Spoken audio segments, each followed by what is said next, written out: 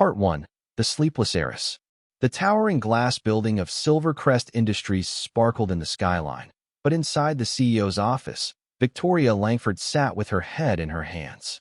Known as one of the most powerful and ruthless businesswomen in the city, she could close multi-million-dollar deals before lunch, yet couldn't soothe her 5-year-old daughter at night. Her daughter, Lila, hadn't slept through the night in months since Victoria's husband died in a car crash. The trauma had left the child fearful, anxious, and distant. Victoria had hired the best child psychologists, elite nannies, and sleep therapists, but each one failed. Every morning brought the same complaints.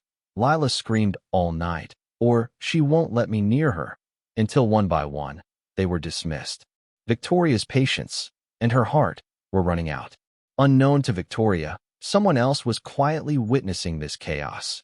Ethan Carter, a humble janitor working the night shift. Ethan was a single father himself, raising his son Jacob alone after his wife's passing. His boy was the same age as Lila.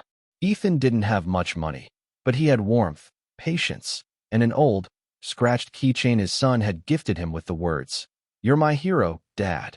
It hung proudly from his belt. One evening, while mopping outside Lila's playroom, Ethan overheard her crying. No one else came, just the echoes of a scared little girl. Gently, he knocked. "Hey there, kiddo. You okay?" Lila peeked out, wide-eyed, her face tear-streaked.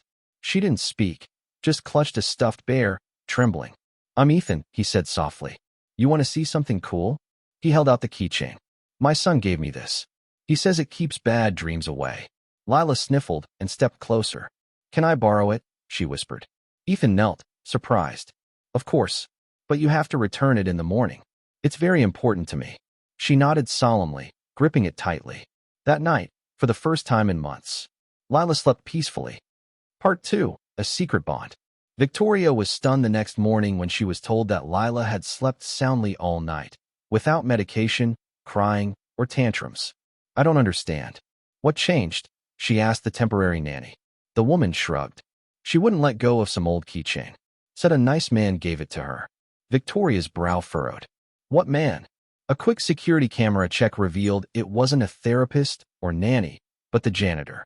Furious and confused, Victoria demanded Ethan's presence in her office. He arrived with humility and honesty, expecting to be fired. "You approached my daughter without authorization?" she snapped. She was crying. Ethan replied calmly. "No one came. I wasn't trying to overstep, ma'am. I just knew what it felt like to see your child hurting and feel helpless." He spoke about his son, about the nights he sat by Jacob's bed after his wife died. "Sometimes, all a kid needs is to feel safe. That's what that keychain means to me." Victoria was silent. For the first time, she looked at Ethan, really looked at him. This wasn't some janitor trying to play hero. He was a father who understood pain and love. Instead of firing him, she asked, "Would you come by again tonight?" From that night forward, Ethan began stopping by Lila's room briefly each evening. He never stayed long, just a kind word, a goofy smile, and his magical keychain. And every night, Lila slept soundly. Victoria began noticing changes too, in herself. She'd sit outside the room, listening, watching. Then one night, she joined the little circle. Ethan read stories. Victoria added funny voices. Lila giggled. Something warm and unfamiliar bloomed inside Victoria. Peace, laughter, hope. Part 3. The Key to Their Hearts. Weeks passed, and Victoria began inviting Ethan to breakfast with her and Lila. It started as simple gratitude, but soon became something deeper.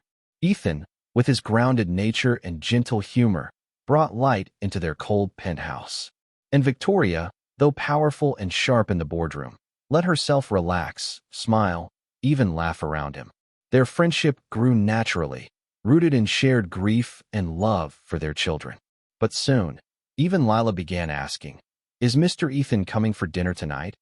Or can I keep the keychain forever?" One evening, as Ethan tucked the keychain back into his belt loop, Lila looked up and whispered, "You don't have to take it back. I don't need it anymore, because you're here." Tears welled in his eyes. Later, on the rooftop garden, Victoria handed Ethan a small velvet box. "I had this made," she said shyly. Inside was a new keychain, engraved with "You saved more than her sleep. You saved us." Their eyes met, and before either could speak, Lila's tiny voice called out, "Can we all live together now?" Victoria laughed, wiping tears. Ethan smiled, heart full. Maybe the key to happiness wasn't found in wealth, status, or perfect plans, but in small moments, brave kindness, and a little girl who slept soundly, finally safe, finally loved.